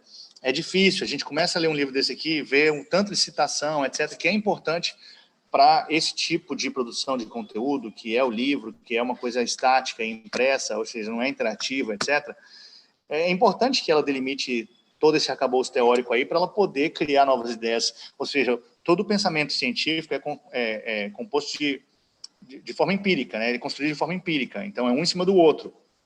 Você tem que ler o que já foi escrito para você poder construir em cima. Agora, isso, do ponto de vista didático, é muito ruim, porque parte do pressuposto que para você aprender uma coisa nova, você tem que aprender todo o resto que já foi escrito. Né? E todos nós sofremos isso, eu sofri isso, apesar de ser fotógrafo há mais de 20 anos, né? E de trabalhar profissionalmente com isso, e de dar aula sobre isso, Eu confesso a você que tive bastante dificuldade no começo do livro ali, né? Por conta dessa maneira como é exposta o conhecimento. E eu realmente tentei trazer esse lado prático, não só para o meu entendimento, mas para não tornar essa reunião uma reunião maçante, onde eu vou estar lendo passagens, né? Passagens, né? E o objetivo aqui é sublinhar algumas coisas que são relevantes nesse tema aqui, para que a gente possa jogar nesse caldeirão que é o nosso grupo de pesquisa, né? Nossas outras duas coordenadoras, né, não estão presentes hoje nesse primeiro encontro, mas elas vão trazer outras leituras aí, e o objetivo, a gente não sabe ainda o que a gente quer produzir e nem para onde a gente quer ir, por enquanto a gente está explorando, né, nesse grupo de pesquisa, áreas que a gente conhece melhor, para que a gente possa, a partir do ano que vem, a nossa previsão, a gente definir um norte, digamos assim, de pesquisa para esse grupo de pesquisa. O que eu acho interessante também é que me forçou a não só ler, né, mas ler profundamente, entender um livro que eu sempre quis, né, e me aprofundar nele. Eu vejo como isso vai ficar enraizado em mim agora, esse conteúdo, né? E vou poder salvar esse PDF para vocês terem pelo menos uma fonte ali de pesquisa quando vocês quiserem se adentrar a esse assunto ou fazer uma relação desse assunto com outros, né? Então, o objetivo desse grupo, né, para você que não esteve presente aqui no primeiro encontro, então é esse. Nesse primeiro momento, a gente está explorando áreas onde cada um dos coordenadores tem atuação, para que a gente possa, no futuro, ver onde existem essas conexões aí e definir o norte desse grupo aqui, além do nome, né, que é o laboratório, o LAPEC, né, que é o Laboratório de Pesquisa em... Deixa eu ver qual que é o nome. Como é que é aqui? Deixa eu ver. Eu esqueci o nome do nosso grupo de estudo, que é a primeira vez que eu estou apresentando aqui, então eu nem lembro, mas o nome do Laboratório de Pesquisa em Comunicação, Consumo e Cultura, certo? E o que eu acho bem legal também é essa questão da interdisciplinaridade que você colocou agora como abertura. Quer dizer, então, a pessoa vai ter esse entendimento desse conteúdo e ela pode aplicar em áreas diversas também, né? E o segredo, eu acho que essa questão é transversal, que elas se cruzam, elas se encontram. Então, quando tem uma aplicabilidade dessa, é o olhar de futuro mesmo, né? Numa pesquisa, num trabalho e tudo mais, né? Sai né, à frente e tudo mais. Então, eu achei assim muito legal. Que bom. Fico feliz. E olha, o que você quiser contribuir aí, de repente uma área que te interessa e que você gostaria de aprofundar e colocar em discussão no grupo também, né? Tá super aberto. O grupo é para isso, né? A gente vai construir esse trabalho aí, pelo menos essa presença de eu e das duas outras professoras, ela é garantida, e a gente vai construir essa relação com vocês aqui. Quem for permanecendo, a gente vai dar voz cada vez mais, né, dentro do grupo. Esse grupo, esse encontro, ele dá, claro, além do certificado de participação, ele pode também virar um trabalho conjunto acadêmico. A gente pode transformar isso num livro, pode transformar isso num blog e ter a contribuição de vocês também, certo? Claro que essa relação vai ter que ser construída a partir da presença e participação, né? Bacana. Mais alguém tem alguma coisa para falar? Gabriel, Jonathan, Ednilson. Obrigado a você, Simone.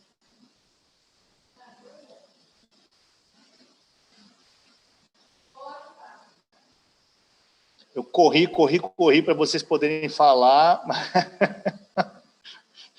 mas eu acho que eu podia ter falado um pouquinho mais devagar. Não sei se eu me atropelei muito aí e alguma coisa, de repente, não deu para entender.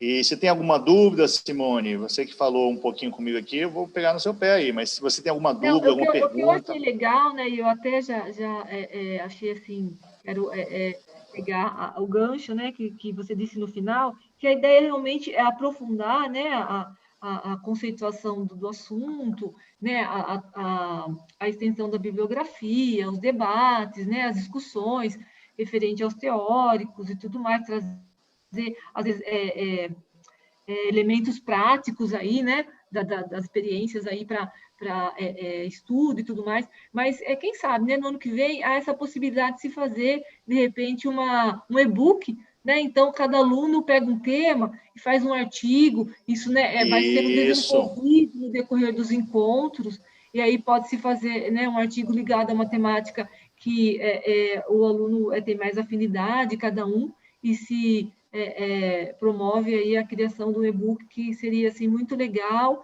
né, nessa construção coletiva e tudo mais, né? Então, eu estou assim, super contente, porque assim, está aberto, né? Está aberto a querer ter... A iniciativa já está posta, agora realmente esses movimentos aí para se criar ideias, né? Se construir, e daí saia coisas bacanas para se realizar.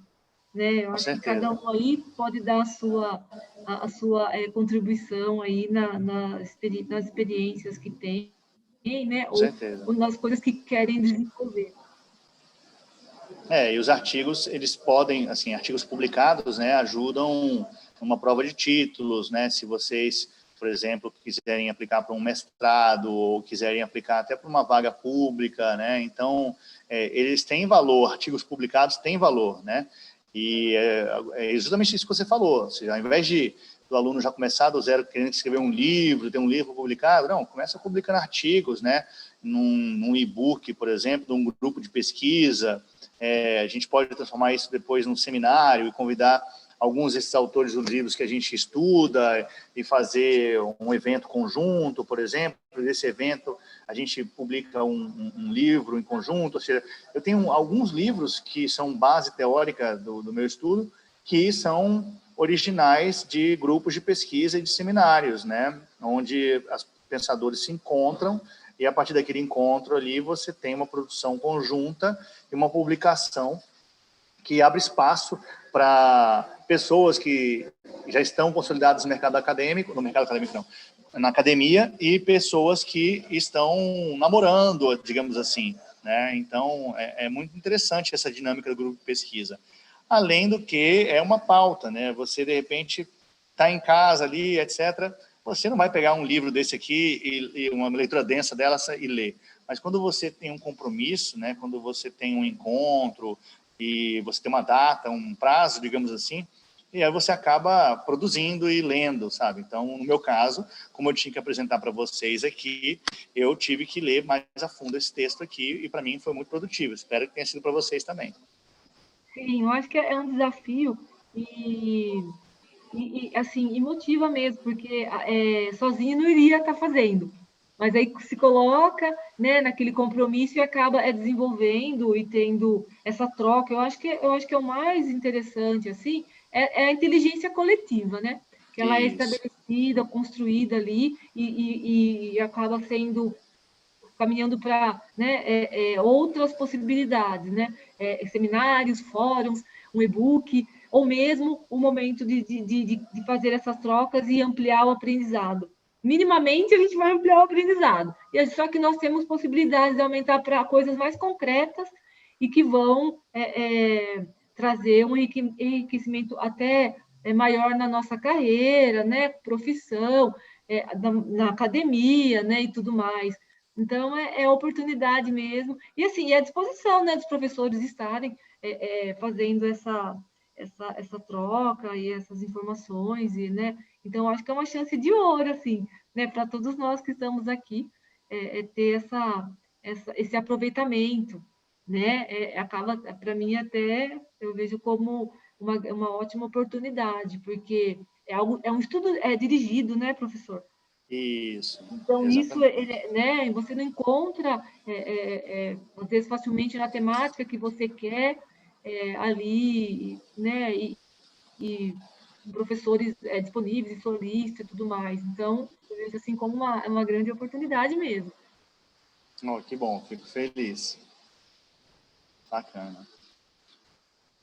Bom, gente, tá antes do tempo aí, mas se ninguém tiver mais... Professor, na verdade, o que eu também acho que é só uma participação maior da galera, né? Eu também acho que isso é importante também. Até me coloco né, no lugar seu de professor e fala, né, falando para quem aqui, que ninguém interage. Né? Então, eu também quero conhecer os outros, né, para a gente ampliar a rede de contatos e trocar informação e tudo mais. Né? Então, a gente espera assim, que nos próximos encontros as pessoas façam né, fiquem um pouco menos tímidos e façam essa participação, porque ela é importante. Né? A aprendizagem ela não é mais assim, só que né, daquele que detém o poder, o professor, e ele vem e fala tudo. Né? Eu acho que o olhar agora é circular. Vamos trocar informações, né? Vamos interagir, vamos ampliar a rede de contato, vamos, de repente, eu acho alguém aí que tem uma afinidade em um tema e a gente faz uma parceria naquele tema, né? Então, olha quantas possibilidades que vão sendo postas, Com né? certeza. A própria parceria da autora da Santaella com o Knopf nasceu disso aí. O Knopf, na verdade, ele é europeu, a Santaella é brasileira, né? E os dois, dentro da academia, estudavam assuntos complementares e se juntaram, se conheceram num evento e aí começaram a trabalhar juntos. E acho que esse aqui não é o único, não. Tem alguns livros que eles publicaram juntos, né? Mas é essa troca que você falou aí, né?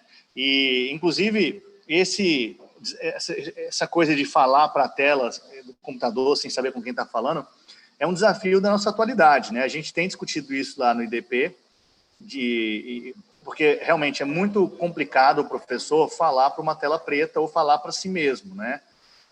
O que enriquece a aula e que dá cor para ela é a interação. E a gente tem conversado em como vencer esse desafio que é quebrar essa barreira, né? Então, a gente, lá no IDP, a gente está experimentando uma plataforma de imersão chamada Gather, onde a gente reproduz, faz uma simulação dos ambientes da escola, como cantina, como auditório, como salas de aula, etc. E aí, quando o aluno loga nesse Gather, ele escolhe para onde ir. Eu quero ir para a cantina agora. E aí, quem estiver na cantina, quando ele chega perto do bonequinho do cara da cantina, aí abre a câmera dos dois e o áudio dos dois. Então, ele não está ouvindo quem está palestrando lá, sabe? Ele está falando só com o colega dele aqui e tendo uma troca só entre ele e o colega. E se ele quiser voltar a ver o professor falando, ele pega o bonequinho dele, volta lá para o auditório, e quando ele entra no auditório, pum, aparece o professor falando para ele, sabe? Então, são alguns desafios aí que a gente vai ter que vencer nesses próximos anos, mesmo após o término das recomendações de isolamento social, né?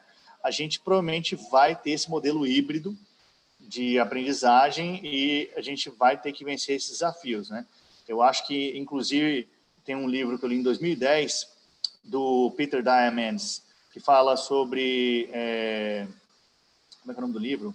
Bom, vou lembrar só da passagem, que ele fala que um pesquisador colocou um computador ligado à internet numa favela da Índia. Ele colocou o computador lá em inglês, certo? As pessoas não falam inglês, mas colocou de uma forma que ninguém conseguia roubar aquele computador, certo? Ele protegeu aquele computador, as crianças conseguiam usar, mas não conseguiam roubar. O computador estava ligado à internet. E ninguém falava inglês, certo? Nem as crianças, ninguém, mas que ele foi vendo com o tempo o quanto que as crianças aprenderam, primeiro, a mexer na ferramenta, e depois estavam aprendendo por si só coisas de ciência, de biologia, etc., pesquisando na internet, sem ninguém ensinar para eles, entendeu? Então, como é importante você ter aí uma conexão das pessoas, né, com o conhecimento de forma sem a limitação espacial, né, digamos assim.